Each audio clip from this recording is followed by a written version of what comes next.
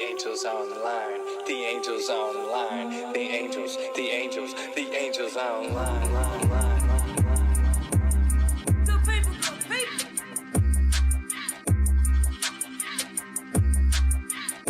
Good people,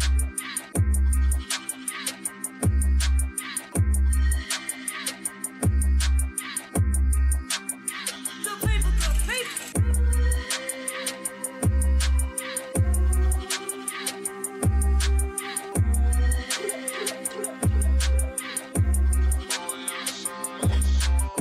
Good people, good people. Woo-wee! Good people, good people. What's going on, y'all? This Angels Online. This is Angel. We here for a bonus episode, the Generation Desegregation Program episode, brought to you by me, Angel. We got a packed house, as you can see, because we got something to talk about. And you know what the line is. Let's talk about it. Because you got to get the people what they want. And we're going to start right in front of me. I want you guys to tell who you are, how you, what your relationship with the DSEG program is here in Missouri, where you went to school, where you graduated, things of that nature. We're going to start, before we get with the ones online, we're going to start with the ones present in the studio. We're going to start with this man across from me. Go ahead, sir. Hi, I'm Michael Shedd. Ladies and gentlemen, you're a fool. Shedd. I am cultural leader, influencer, legendary figure in the ballroom community. Some say legendary in the streets, and also celebrity fashion designer to the stars. And I have been quite privileged to be in the DSEG program and graduated in 2005, 20 years ago. Shh, don't tell everybody your Jesus business. Christ. From what school? Where did you attend school, sir? EHS. Eureka High School, for my listeners that don't know. I know, good times. And next to him we have.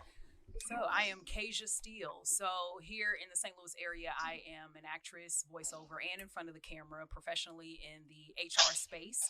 And I attended the schools in the Afton school systems from, I'm telling my age, but from 88 to 97. Next we got. Hello, everyone. This is Ronika Moody. I graduated from Eureka High School 05, but, I have to shout out because I started Rockwood at Utah and Rockwood South. So, but I also attended Parkway, Afton. So I've been in DSEG since the 4th grade. And I am a consultant, small business owner, do career and business development, grant writing, and I'm excited to be talking about this topic today. Go ahead. Hello, I am Katie Platt. I went to Eureka High School. I graduated in 03. Woo, woo, woo, woo. I am in human resources. I currently work at Children's Hospital as the senior human resource manager, and so definitely was friends with and a part of many people within the DSEG program. Wonderful, wonderful. Next up. Awesome.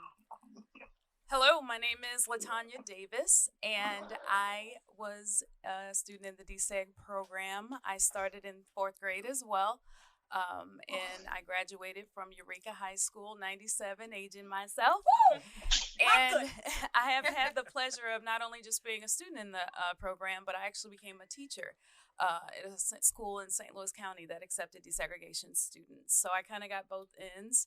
And I'm currently a recruitment coordinator at a university in Missouri. Perfect. Here you go, sir. Go ahead.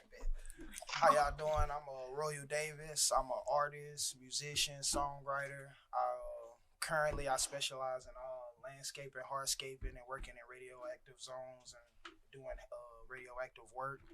And I went to Eureka, and I graduated in Go Wildcats.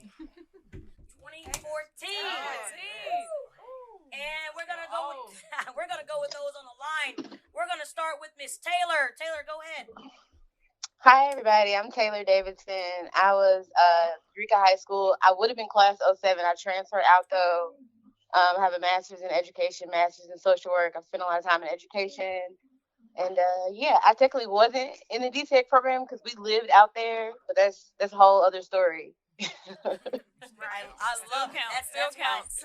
I love it. That's You're why part of it. because we're gonna have some examples. Actually, perfect. We're gonna go with Mr. Mike. Go ahead, introduce yourself. How's it going? This is Michael Oldroyd, aka the Droid, aka Miguel Old R2D2, and I'm a humorist at times, also a human. Former school attendee, right? Went to public school, grew up in California and Missouri. Two different experiences there. When I went to Missouri, I went to LaSalle Springs Middle School and then Eureka. Both those schools were DSEG schools. Yep. EHS Wildcat for life. And Same. former football player and track and field athlete. And appreciate you guys for doing this. This is fun. What class were you in, sir? 2005. Perfect. Thank you. And our next up, we have Anthony. Go ahead, sir. How y'all doing? This is Anthony Perry. Graduated Eureka 2002. Started at Gagey Elementary in third grade. Have my MBA. I'm in senior leadership for a Fortune 500 company right now, living in Miami, raising man and running a business. All right. That's what I'm talking about. And I am Rhonda Angel Marie Diva Ramsey, graduate of Eureka High School, class of 2005. I started in Eureka in the DSEG program in kindergarten and been out there my entire life except 8th grade when I went to Brittany Woods in the University School District, which was wonderful. That 1 year was great. I still have those friends, brothers and sisters to this day. But I graduated from Eureka, homecoming queen, class of 2005 out there, okay? Yes. So that's me. That's what I'm talking about. So this episode, what prompted this episode is looking at the media and what has happened recently with the Philadelphia incident, girls spray painting their face black, someone in Eureka High School putting whites only, colors only just recently, about a month ago.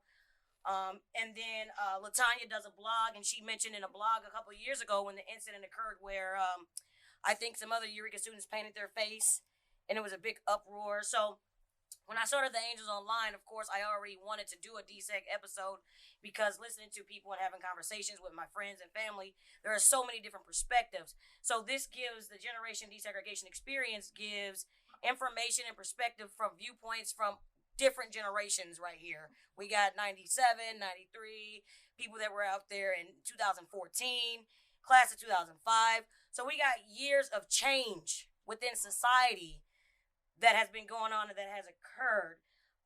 Shout out to Taylor for letting me know about Brittany Hogan. I was not in town. I did not live in St. Louis when that young lady, she was the Director of Educational Equity and Diversity, and she resigned in April 2021. But from what I read about, the woman did amazing work with the students from the inner city and just tried to make it equality across the board for all students in general out there. I saw she was a part of Marquette. She was a part of the middle schools, the high schools. So shout out to her. I never got to meet her, but you know what? I heard great things about her. So, we just have a guest that just entered. Please introduce yourself. What class, your name, where'd you attend? Go ahead. Hey, y'all. I am Whitney Crow. I was Whitney King. I graduated from Eureka. Okay. Class 2004. Okay. Woo. 2004. What do you do now? Now I am a stay-at-home mom. Okay. I am helping my husband run his business. Good. We are a part of the new American manufacturing renaissance. Let's go. Which means that he is the forefront of pushing the manufacturing sector forward, especially in communities that are underserved, so Black and brown kids, because they don't know about manufacturing. They don't know that the baby boomers are leaving. They don't know that you can go to school for 18 months and make $40 an hour, which will in turn raise us out of generational poverty. Come on. That's his biggest push. He's currently in San Francisco. He's in California right now. He is. This is second week he's been gone, so it's crazy. He's been in Forbes, so it's just really a blessing to get him in front of people, and he's so passionate about it because we went to, predominantly white high schools. We have a 17-year-old son, so it's definitely something that we are really passionate about. Shout out to Andrew Crow. Whitney, where'd you graduate? Where'd you graduate college from? Washington University. WashU. Come on.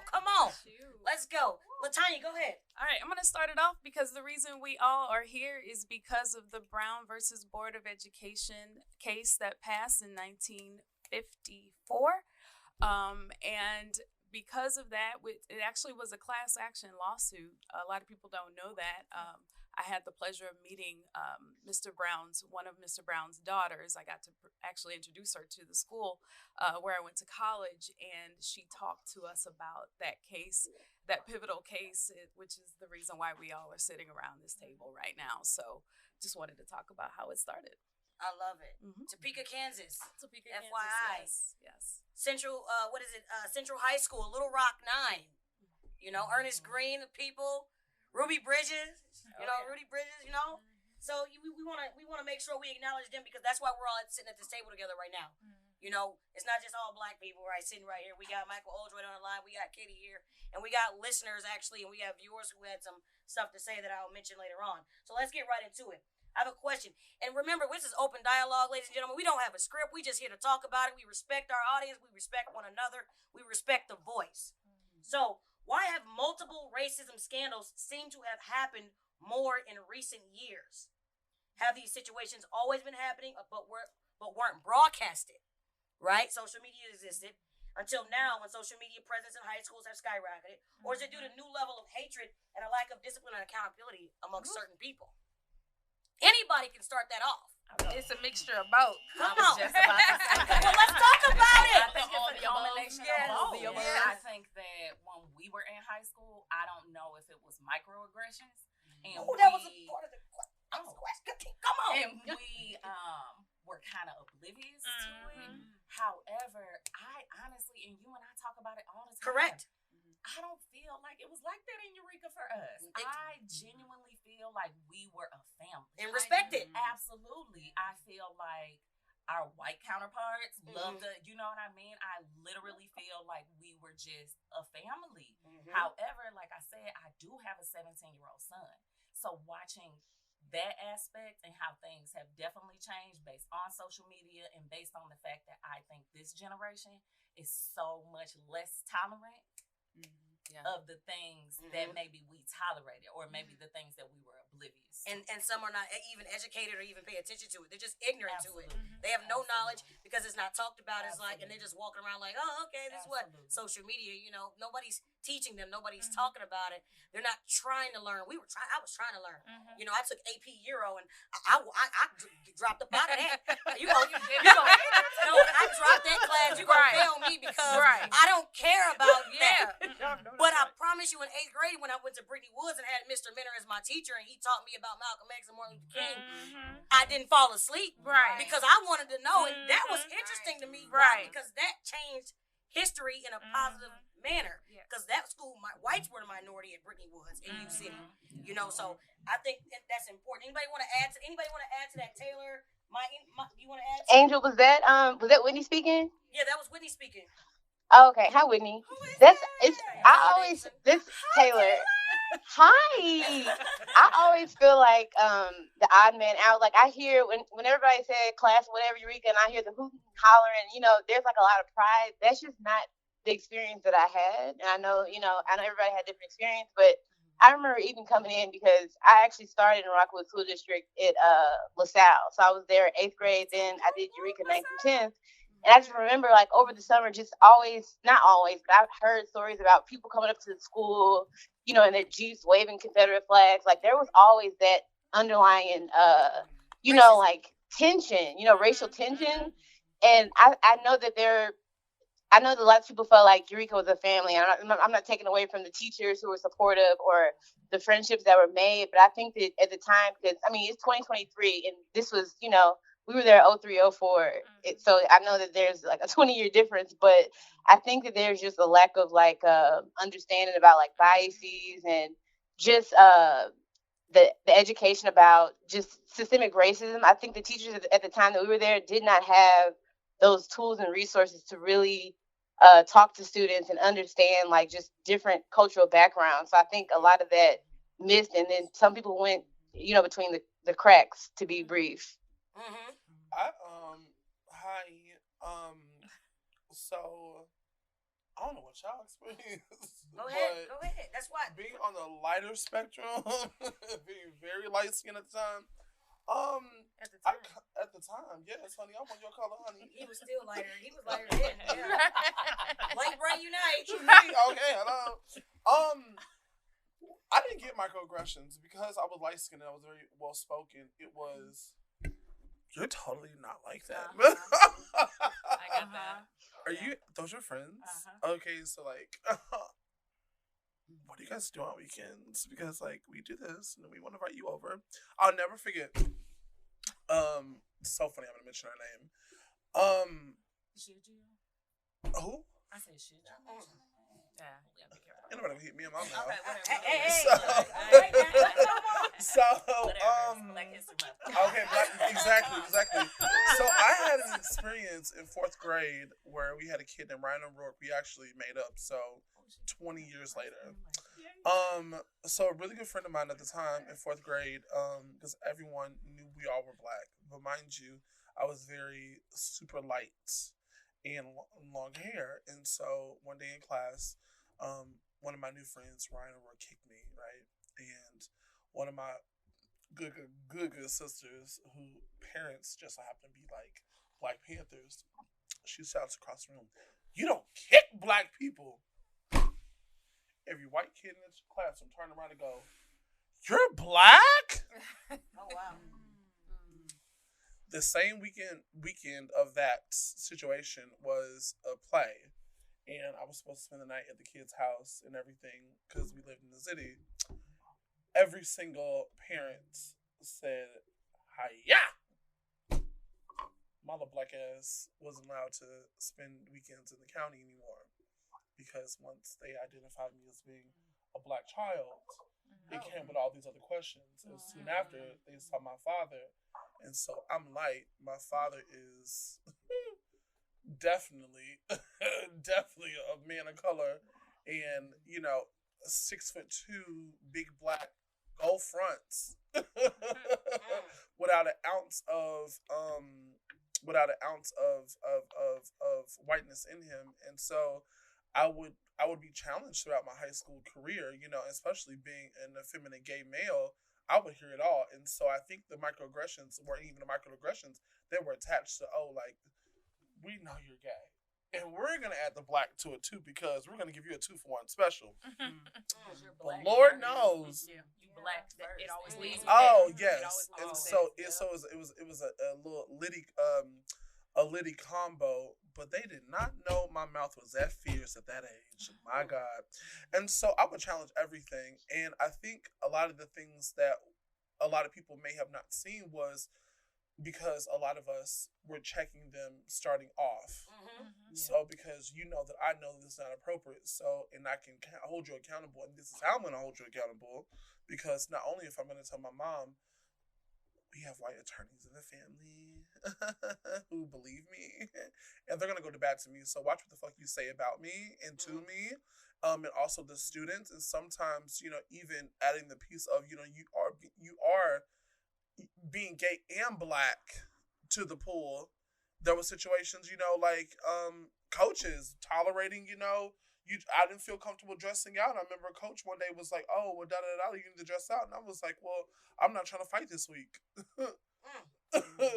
I'm not trying to fight this week because you know what it's like to be in a locker room with those boys, but I know what it's really like to be in the locker room with them boys.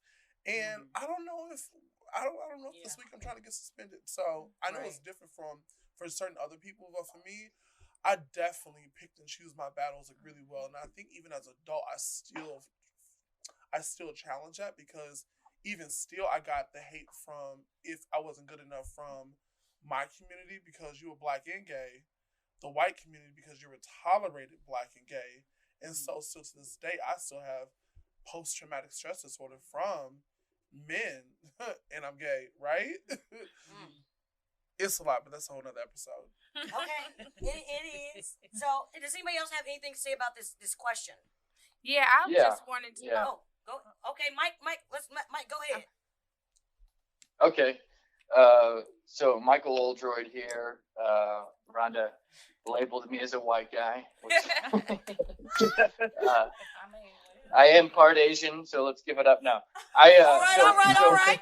Yes. But growing up in California and then moving to Missouri when I was 11, gave me really two different perspectives right off the bat. And I think, if you zoom out and look at it this from a bird's eye level, I mean, going back to the foundation of our country, every state is different. And California is a very progressive, diverse, altruistic type place. And we really learned in school, practice what we preach, diversity and love and, openness to all. And I feel like even the way my childhood neighborhood was like the demographics, it was very mixed. There was no white people were most of the people living there. It was very, very diverse, and you could feel the love. And what I will say is there's, definitely a lot of love in Missouri, but when I moved to Missouri, I started, it's mostly white people in the suburbs, which is where I moved to. And it was the first time in my life where I started to hear little jokes when, black people weren't around that shocked me. And, we know the origin of Missouri's, it was, we know the history there. And it was very disturbing, quite frankly, to see that happening. I always thought that, thank goodness we had the Deseg program. However, I always felt like that's not enough. That was a Band-Aid covering a much deeper problem. And the Band-Aid, in my opinion, was not even close to being a fix to like the ideal solution toward equality and love all around and everything. So sadly, in the last couple of years, and I'm just going to come out and say it, not to make this political, but in 2016, things started to shift toward allowing more hateful and racist type actions, based on leadership we had, in my opinion, and just how certain precedents were set, and that suddenly it became okay to be more disrespectful to people all around, regardless of race. And I feel like that was a new beginning as far as things starting to be acceptable or more acceptable to be a more hateful or judgmental person based on the color of someone's skin or their sexuality or anything else. And I feel like obviously we went through a really hard time in 2020 overall. It was a very dark time for all of us, and I feel like we were really, everything was boiling, and racial tensions and everything else was at an all-time, at least during the time of my lifespan that I've been here since 1986, I had never seen so much exposure to outright racism and just disturbing hatred that exists. And I think that there's a lot of people out there, young people, that don't even understand what they're even talking about, or they don't even understand the how impactful some of these negative things can be said, like that video on CNN that Don Lemon was talking about, those girls with the spray paint. I can't speak for those girls, but I don't think they have any clue what they're even saying, and we just, it is definitely, and from my perspective, things have gotten worse, and I think part of it is 2016, but I as a beginning to this, but I also think that there's so much deep rooted stuff that hasn't been resolved and fixed that it became exposed. It became exposed during a really hard time. Wow.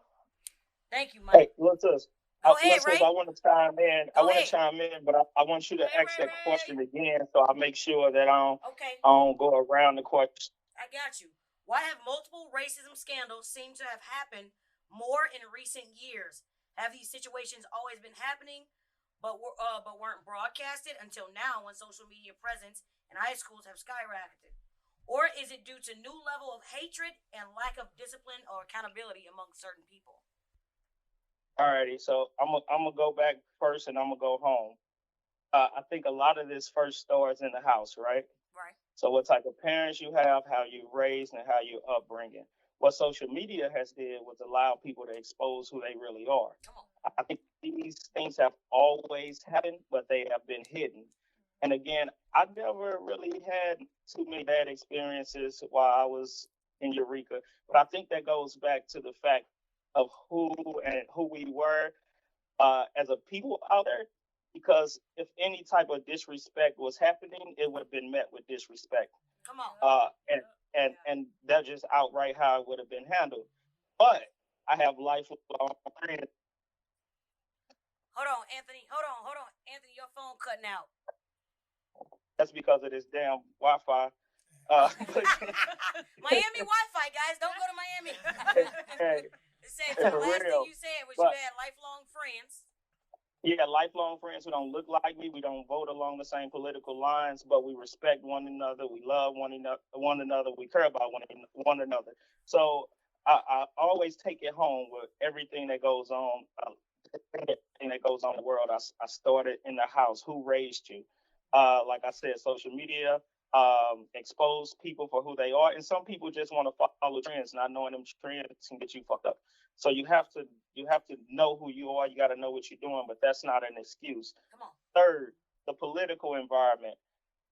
I'm with Mike. 2016 played a big role in that, but I'm gonna go back 4 years prior to that when Obama came to office, and then it exposed how people really felt about us.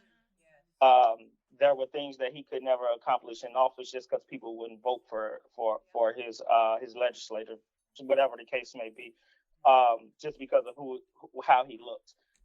So I take it back 4 years prior to that. Now, as far as the DSEG program, you know me, I'm a proponent of it. Again, I also piggyback off Mike. I think it was a band-aid for the things that are going on in our community in St. Louis. We're probably the most segregated city in America, and that's just come from my travel.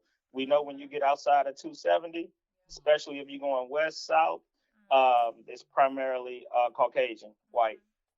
Now North County, primarily probably black or mixed. But when you talk about the DSEG program in our inner cities, poverty, we have the worst schools, the worst roads. They don't invest in our communities. And then I think when you send us out to county schools, what I was thinking was, and I have a high senior, by the way. I thought it was better for them because I thought we were more cultured the same, listening to the same music, doing the same things. And then I find out when I moved to Wisconsin that there was still some racial tension. Again, like I teach you meet disrespect with disrespect if it gets to that level.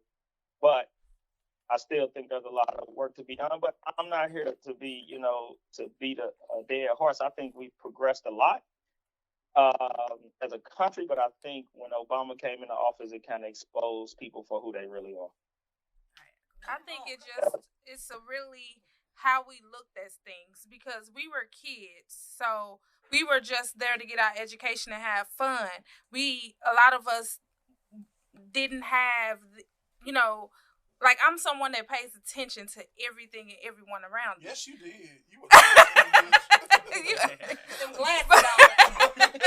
But everyone isn't like that though. So my perspective of my experience at like Eureka is like, for example, when there was an election and I think Bush won. It was it was Kerry and Bush, was it, or who was it? Gore and Bush. And one of our teachers ran through the halls and was super excited that Bush had won because that election they had to recount the votes.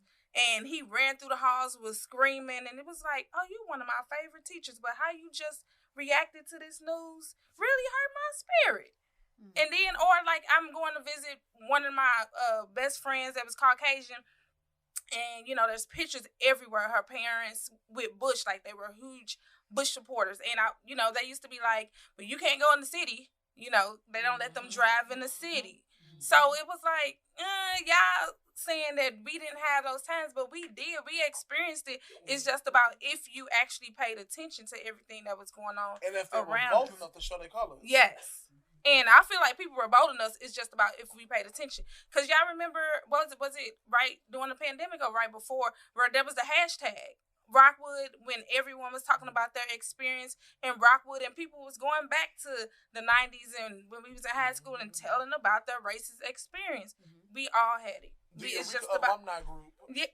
And they were reading the comments. And then we started a new group for to go out and talk to the administrators in Rockwood about, because people was old and new was talking about the racist experience. So it's always been there. It's just about if our eyes were open at that time to see everything that was going on. Because as kids, we just looking at all the fun times that we had.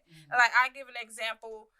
I lived in a shelter before, and I was a kid. For my mom, it was a horrible experience. But for me and my brothers and all the other kids in the shelter, we had fun. We got all these kids to play with. We were literally having fun. While our moms over there crying their hearts out, sad, because we gotta live in a shelter.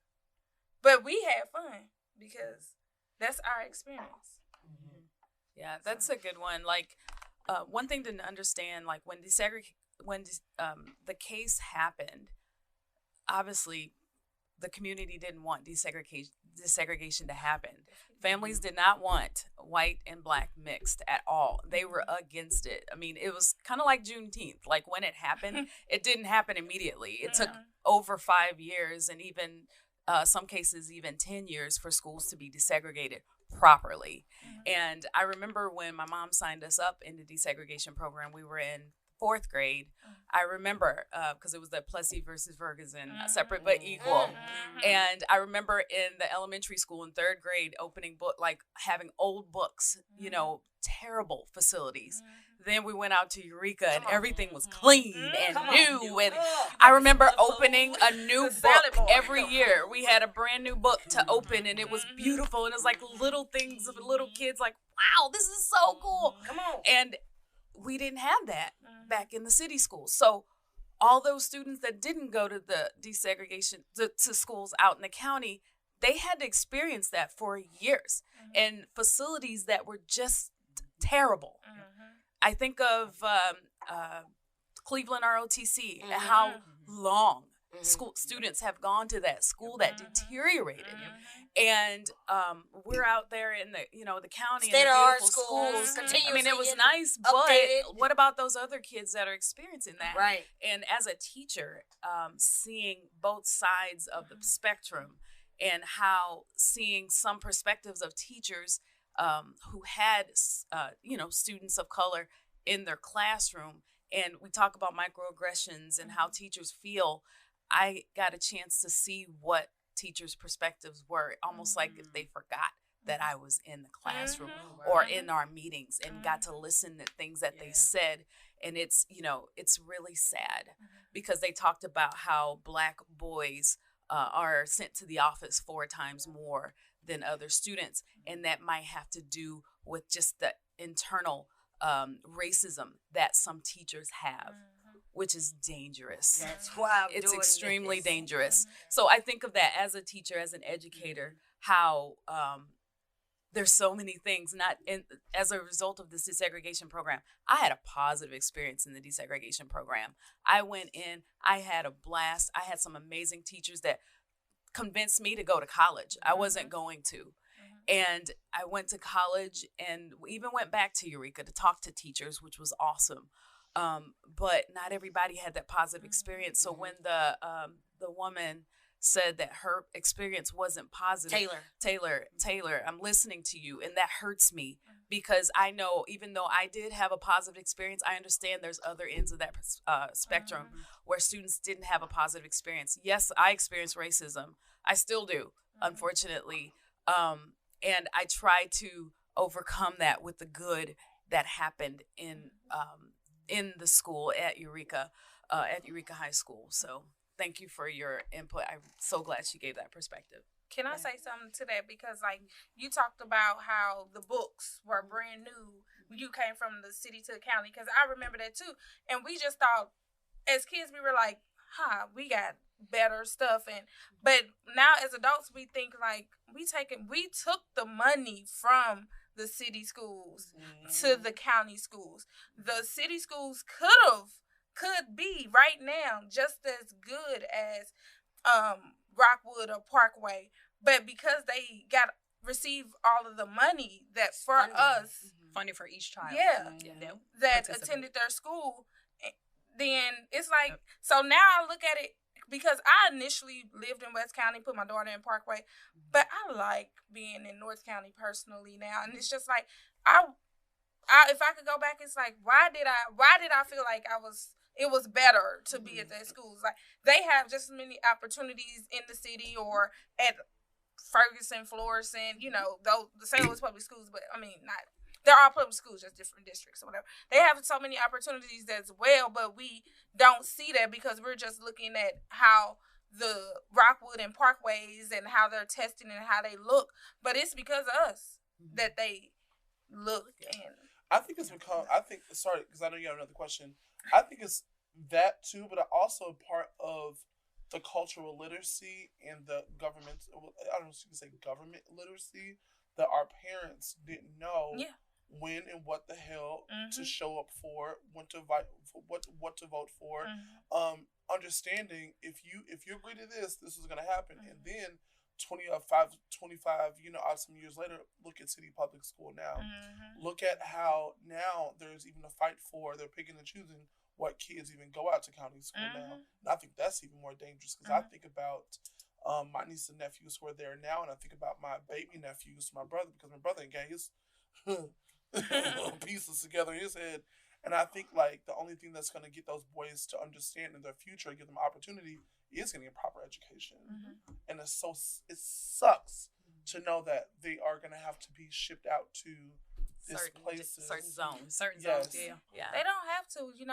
It's so many opportunities in education. No, they ain't going to the city with all the gun shooting. I'm sorry. They don't have to attend St. Louis public schools. And I'm going to piggyback off of that because my oldest son is a senior at SLU High School. And when he started, he was like, Mama, these is all white kids. However, knowing from going to Eureka, from going to WashU, that I have to put you, unfortunately, in these positions because if I don't, your education you're gonna be labeled. Absolutely. And you're already 6'2", you know what I mean? Like you are the staple statistic. So what do?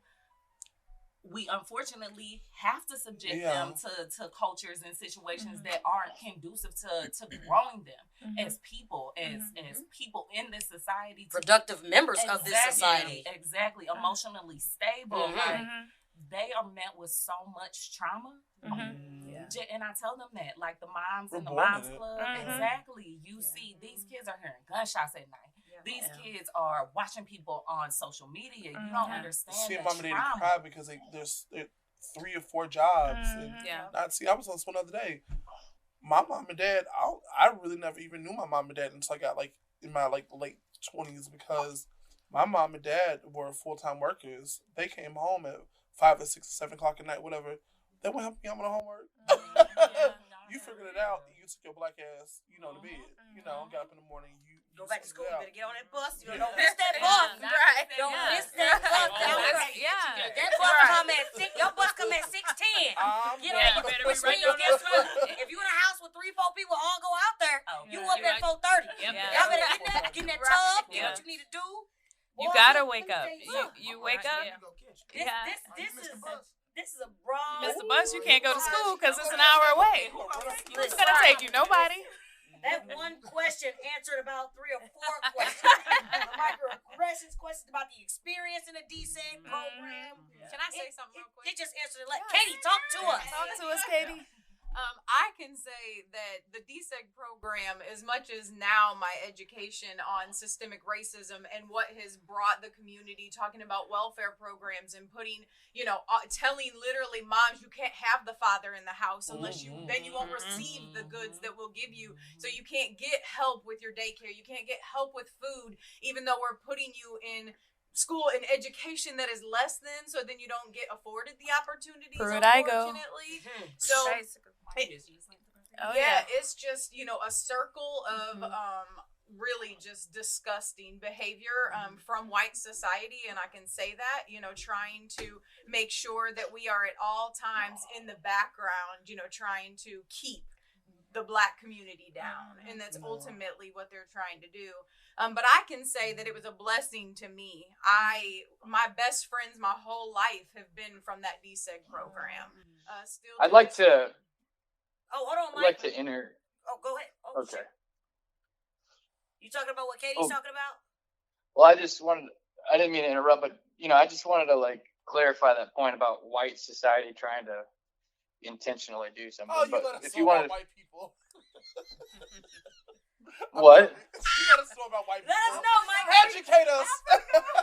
Well, I just feel I think it's important to clarify that I think that there are so many good-hearted and well-intentioned white people out there. A lot of people that may be that really have no idea what's going on. So I just wanted to take that away from an intentional kind of affirmation toward.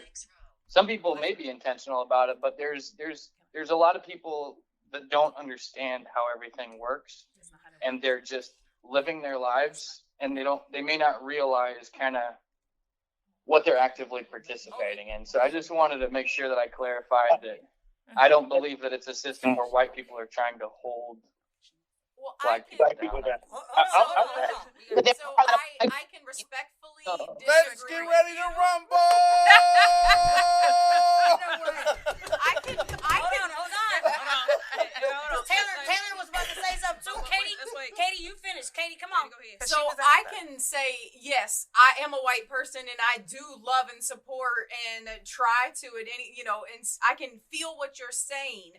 But if you actually look at society as a whole, that is not the actual truth. What the truth is, when you look at all of the government programs that we have set up and the different things that we put into place, including there are not healthy grocery stores put in the city. There are so many different things food deserts that happen. So kids are, obesity and diabetes and all of the health problems, the health systemic that we have, and not the health care that's not provided. There are so many things that broaden in that spectrum. But unfortunately, as a white person, I can say it's led through white culture, and it really is. So I get what you're saying, because I'm a white person who adores and loves Black people, and am a part of that, and I try to be an ally with the Black community to try and progress forward in a positive direction. But I can't say that it doesn't happen. I know that it happens, and I watch it myself at work. Hey, Mike, let me chime in, Mike. Can y'all hear me? Yeah, we can hear you, Anthony. Go ahead, sir. All right. So I'm actually aligned with Mike on this one. As a Black man, I hate to generalize people. That's just because we get generalized a lot. So I like to what's the word I'm looking for? I like to judge people based off, each individual. And when we speak about white America, I'm with you. I think it's not, let's not generalize all white people in white America holding us down. It's the people in political office that make these decisions. But I think when we generalize them, that's because the people that vote for these people to go get in office is white America. But the people who are making these decisions are the people that I think are putting programs and things in place to hold us down. But I hate when we just say white people in general are out to hold us down. I don't believe that, because if you grew up in the community I grew up in the environment I grew up in, the people who held us down look like me. Right. Huh? Come on now. That was I'm from the dub. I don't Yeah. agree. That's a hard for me, Ray, and you my guy. I'm listening. It is a far reach for me. And growing up, on the dub and watching and seeing, I would much rather be subjected to my people's bullshit than the opposition, because they are intentionally not trying. Like we can't grow emotionally, we can't grow physically, we can't grow monetarily, mentally. It's so many aspects that I think that once white America just admits that, it might not be Mike directly, it might not be Katie directly, but it's her grandma, it's her uncle, it's somebody Mike knows. And until they can address those people, it ain't gonna mean nothing coming from us. It's their responsibility to correct the people, the friends, the workers that they have. That's not on us. Yeah. I think we're going away from what I was saying. Just piggybacking off of Mike, is let's not generalize. Don't generalize all white people. And we don't want to generalize all people in general. We don't want to generalize, just like black people don't want to be generalized. Yeah. So I get Ray is not disagreeing with what you're saying, but what he's saying is don't generalize all white people, because there are some good people out here, such as Katie or such as a Mike. You know what I'm saying? But there are some trashy people out here who really love to see us down. But at the end of the day, all people, I don't like that word, because if you say all black people, then I have a problem with that. Don't put Rhonda Ramsey. Don't put Rhonda Ramsey with all black people. Don't do that. Right. Put Rhonda with the characteristics that she has, that she possessed, that she was born with, that I present, with everything that I've learned in life, and how I continue to thrive or do whatever I need to do positively for these kids and for the people. Do America see that? Angel, you got to say my blood pressure. That's what I'm saying. I'm with what y'all saying. I'm just saying, don't generalize me. Say majority. You know what I'm saying? Say whatever you say. There we go. I believe it would be majority. It's majority. I'm with the progression of black people. I'm saying I'm gonna rock with them. I'll die behind it. That ain't what I'm saying. Right. I'm saying let's just not generalize because when you do that and you raising kids, guess what you instilling in them? Correct. That, hey, you need to look out for, if they don't look like you, beware. Right. So we got to rephrase. We got to rephrase it with general. I mean, you still got to raise your. Angel, Taylor, look, I really. So you listen. So I know that I'm thinking about when Mike Brown was murdered. You know how people said social media revealed a lot of people's true character, like people we went to school with, thought we was cool with, and they saying all these crazy things. About people, like, that I would be on the internet typing my heart out till I was black and blue in the face, my fingers numb, arguing about these same topics. So right now my blood pressure is up because I understand what Mike is saying, but I will also say that there's lots of things to read up on. I think everybody needs to do their due diligence and read up on stuff. There are articles right now, because I know why whoever said that, whoever felt away about what Mike just said, because there are articles about when you're talking about how of course, we deal with widespread systemic racism and these structures. Like America's infrastructure, it's so deeply woven into the fabric of our society. Our government. It's hard to get away from it. There's a racist tinge to everything. Whether it's not, it doesn't have to be blatant. Like I hate N-words. It can be as simple as the way that a program came about. But the point is, there are white people who, yes, they are good-hearted and well-intentioned. And when you start to talk about a majority or a predominance of white people doing harmful things, then you have somebody saying, well, what about the good? What about the nice people? What about the white people who do this? And if you say this about white people, you're going to only alienate them, and then they're not going to want to help us. It's still problematic, and there are articles on that. I'm not in the mood to educate, but Mike, if you want to look up on it, just type the good white people, and you will probably find 15 different articles about why your statement is seen as problematic to some people. Because even if white people aren't saying blatantly racist things, there's such thing as being complicit and maintaining the status quo. So you may not be outwardly trying to keep black people down, but sometimes looking the other way or not even bothering to look into the injustices that occur locally or widespread nationally, globally.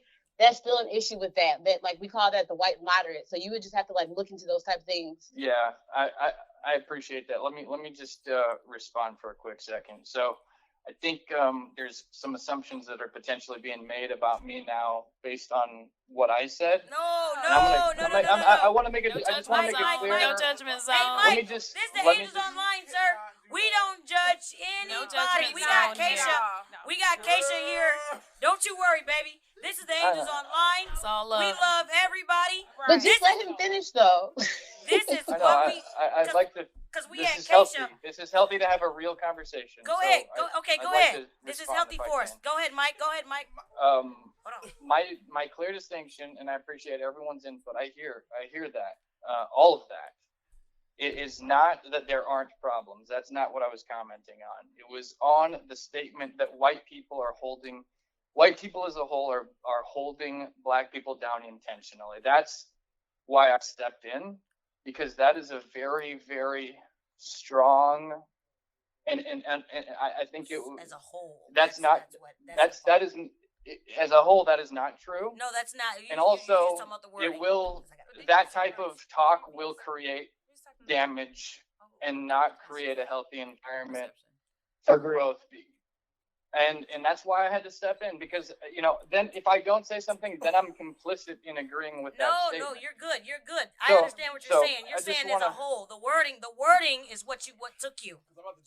That is what took me. And I 1,000% agree with so many of the problems that are systemic in our society and how they became and how they developed over time. I've done a lot of education on myself and learning about many of these things. So I'm sorry if I'm causing anyone's blood pressure to raise, but I also know that this is such an important convo, and I will say that there's a lot of things that there's a lot of well-intentioned white people that need to learn about some of those things, because I don't think some people are aware of some of these difficulties. I don't think people think from the perspective that if you were bused in from the city to the suburbs, that you had to wake up 2 hours before and go to bed 2 hours later. That's already a disadvantage. People don't realize that they're not thinking. It's a word called empathy, and some people don't put themselves in other people's shoes and try to understand the things that they're going through on the day-to-day. And when people are empathetic, they tend to understand and they tend to try or find a way to create change. Most people don't want to put themselves in someone else's shoes because then it makes them uncomfortable. When people are uncomfortable, they don't understand that that's a way that withholds yourself from growing. So I always say, make sure you're uncomfortable, because that's the only way you're going to grow. And even these conversations here are uncomfortable for some, but that's allowing you to grow. And and Mike, don't ever feel offended or like you have to explain yourself. Hey, we heard, hey, you can agree to disagree. And if somebody got a problem with that, they on the wrong platform. Yeah. He can for sure agree to disagree, but I think what's missing from this Reverend or Anthony, Anthony. Okay, but it's like one could also argue that by Mike stopping, yes, the statement that all white people are intentionally, keeping black people down. Mike stopping to make sure that he brings an objection to say, but it's not all white people. You could make an argument for white fragility. You can make an argument for him centering white people in that moment. There's so much literature on this. And when I say raise my blood pressure, I just meant that even in uncomfortable conversations, we need reminders that it's not black people's job to educate white people during these uncomfortable conversations. And also, I would encourage white people too, if they feel like they have knowledge about systemic things that are happening, to take it upon themselves to educate other white people, because it becomes exhausting for black people to constantly say, hey, this is why this statement is problematic. Let me help you here. And so that's what I meant by raising blood pressure, that it's just not saying in the own way you to educate, to even stop somebody to say, hey, look this up or look that up. Hold on, guys. I gotta chime in. I gotta stop this. This is going long. This is gonna be a 2-part episode, FYI, because this is something. Good people.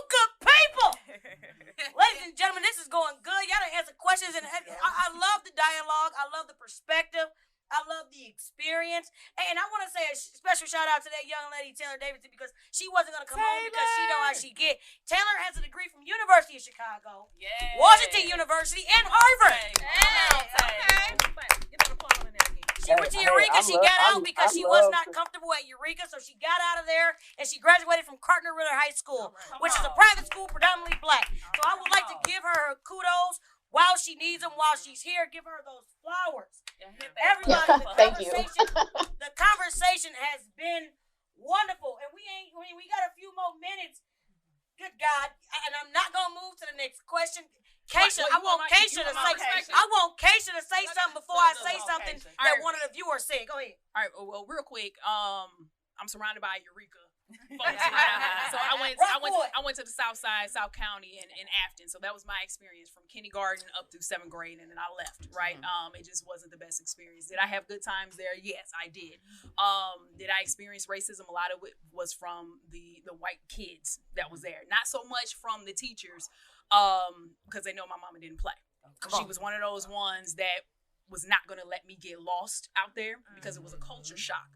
I was surviving North City, and then I had to go to South County, and I had to survive there too. Come on. That's a whole nother topic that we have to talk about, right? The violence in the city and the racism out in South County. But a lot of my thing that I want to point out was the education that I received. I got straight A's. Me and this little white boy. You know how you compare your grades with the class? What'd you get? That was in 5th grade. Got into middle school at Rogers Middle. You don't see them anymore, right? You split up. You got different classes. And I'm like, I see this guy once, and I said, well, where you been? He's like, oh, I'm in the accelerated program, A-Track. And I'm like, oh, wait. But I'm like, and I started questioning myself. Now, I know you didn't get straight A's. You got A's and B's and whatever. And so I'm trying to figure out how I didn't get in. I had to go to the counselor, brought it up to her. She was confused at how I knew that program existed. I got in the program after fighting because I think they let me in because it might have been an issue with that. The only black student. And I was not the only black person with a brilliant mind that could have participated in that. I participated in that program, the A-Track and the B-Track, the A-Track program for a year. They dismantled it. You done found out. I found out the secret, and they let it go. So it's just different levels to our experience. And in what year was this? This is the desegregation experience. Yeah, like 96, 97. So this goes back to that time frame. So there are so many different levels, and look, you found me because your cousin tagged you, this right? Little man right here. You tagged me, right? Because you saw a post. Because when I had put up a post on Facebook saying I need to sit back and really unpack my experience being a part of the DSEG program in St. Louis.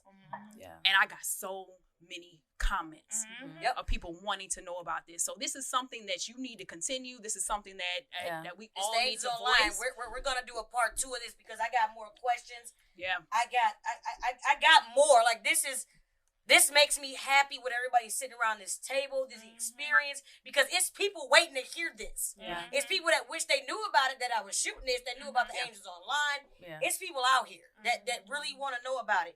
And so we gonna continue this. So I'll reach out to everybody. Next week we'll be here. We'll pick a day. Everybody's available. If you got to be on phone or whatever. This is interesting just to hear these perspectives. But what I want to say is, because I asked a question, I'm going to save these questions, but I asked a question to some people who are not here, who are white, who went to school out there with us, and I asked, how was your experience with the DSEG program? And I will leave them anonymous, but I really want to read this one before I stop. This one right, to me, just really hit me. It's a doctor.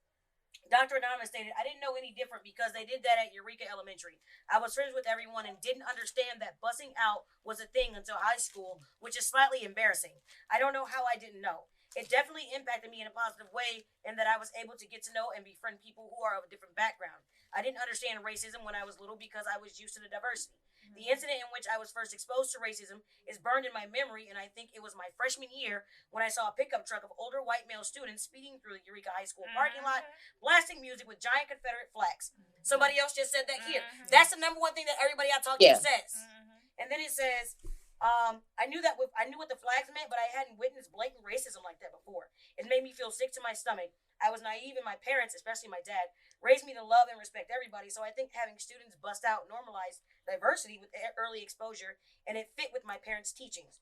That is my take from it looking back at it at the time. It opened a doorway for me to continue to be open-minded with diversity and further work toward more cultural competence and understanding and owning my own personal privilege.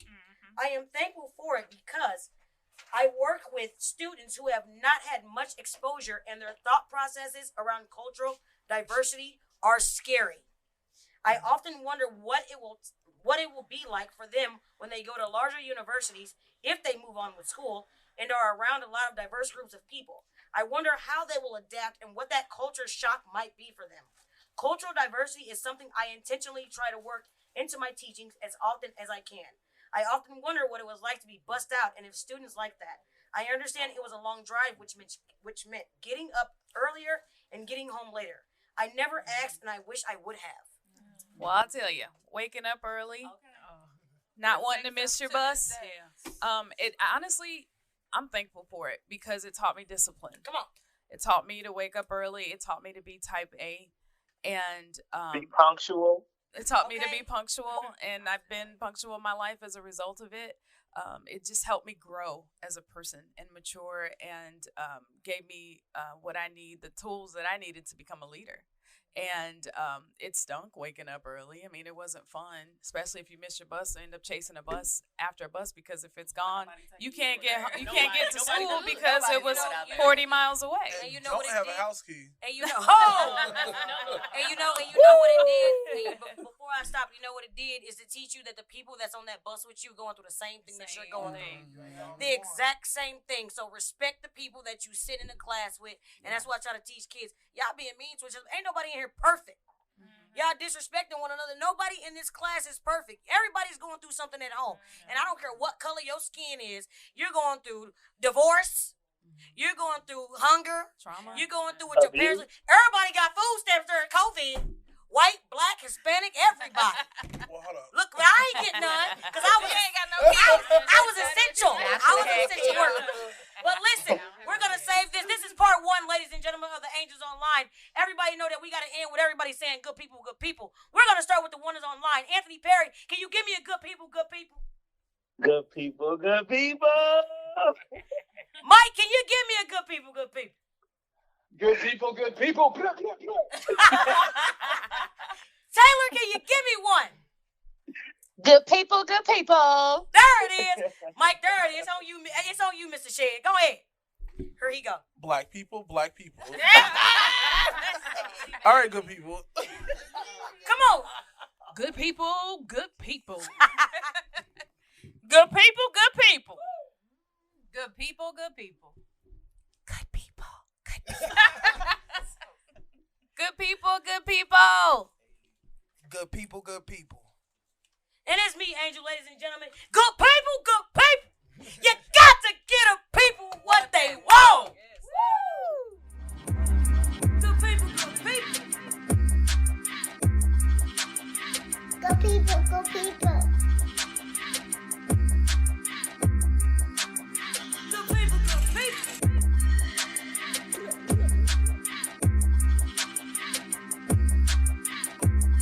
Good people, good people.